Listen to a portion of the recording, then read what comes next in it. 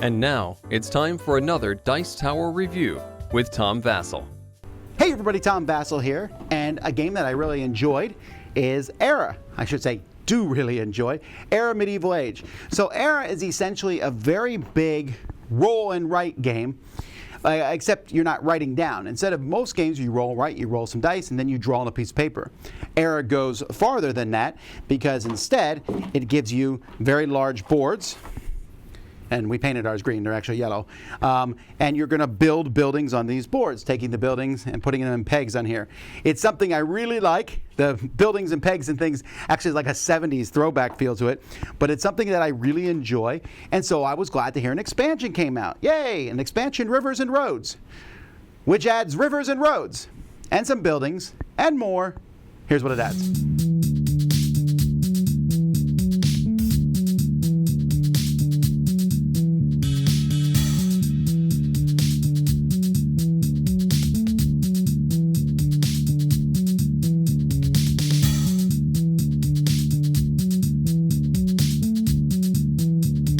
So there's a bunch of new buildings involved in the game, and what this game does, and this is a brand new thing, is it gives you building cards. Now you'll notice these are the building cards for the buildings from the original game here, and you're going to be playing over the course of different scenarios and stuff, and you'll have these cards out on the table, and these cards give you all the information about that building. I mean, there's also a long, there's a thing here with expansion content in it, and when you play with the different scenarios, it tells you what all the different buildings do. Unfortunately, there's only one each of these. I wish there was more of those, but these cards are fantastic. They tell you how many buildings are in play based on the number of players, how much the building costs, what the building does, and it tells you if it's in every game, that you need to play with farms, for example, or if it's something that you'll pick from at the beginning of the game.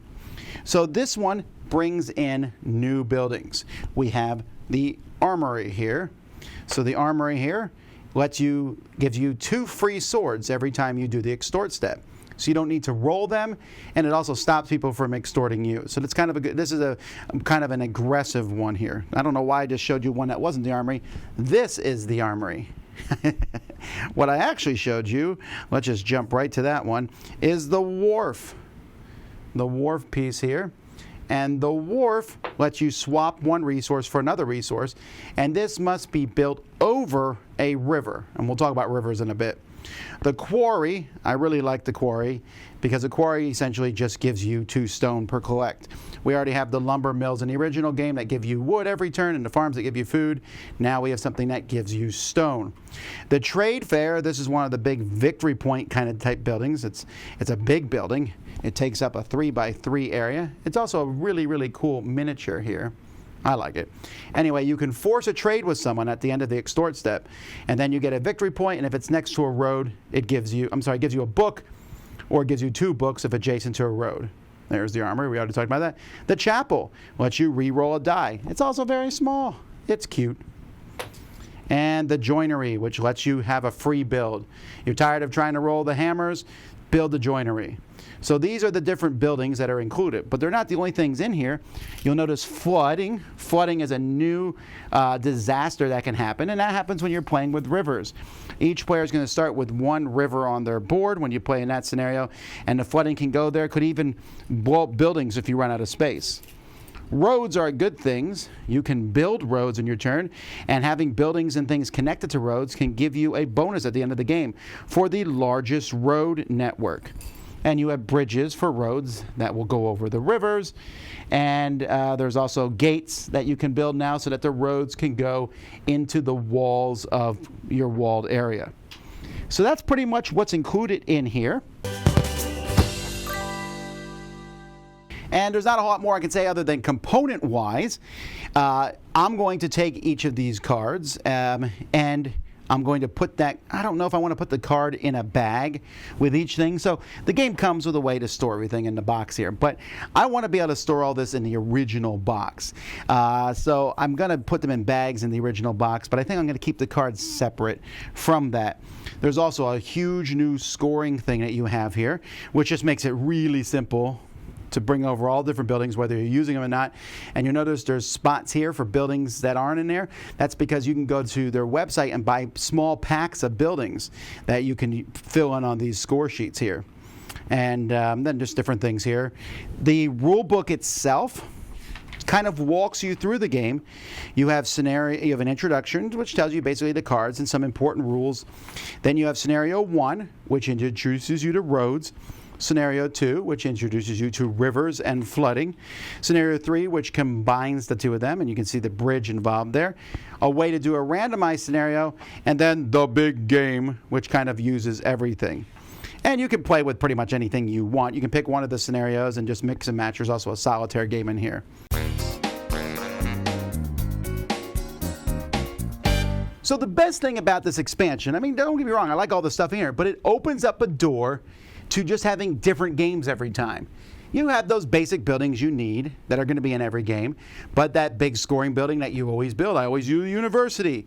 Well, maybe university isn't in this game, and I like that. I like that there's a variety of buildings. There's 3 scenarios in here, which makes you think you got to, oh, I already played scenario 1. No, it's just like 3 game methods. You could play with just the roads. You can play with just the rivers. You could do everything together. But I think that it's essentially like there's 5 different games, ways to play in here. But that card system's fantastic. The one thing I like about the card system is you no longer need those tokens. You have the card and you flip it over and all those buildings are. There's a big X right there. And now you look for a certain number of X's based on the number of players, the game's over. That's fantastic. Also, do you want to know what a building does? You can pick the card up, look at it and go, that's what the joinery does. That's pretty handy. So this adds variety. It adds roads. By the way, I like the trade bonus. Yes, smells like Catan longest road, but it's not quite dope because you need stuff built next to roads for it to work.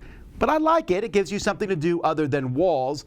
And a good road strategy is actually almost equivalent to walls. Walls surrounding things, getting double points is still great.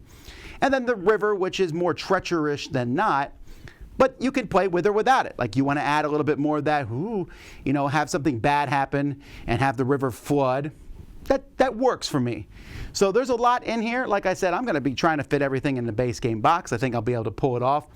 But the fact now that they can, like I said, on their website, they have these little modules, and I want to get all those modules. I'm going to have to hunt them down because I want to add more buildings to this for even more diversity amongst what I'm going to be able to pick. So it's cool. If you like the base game, you're going to really like this. It's just more stuff, but provides a system to add that more stuff to the game.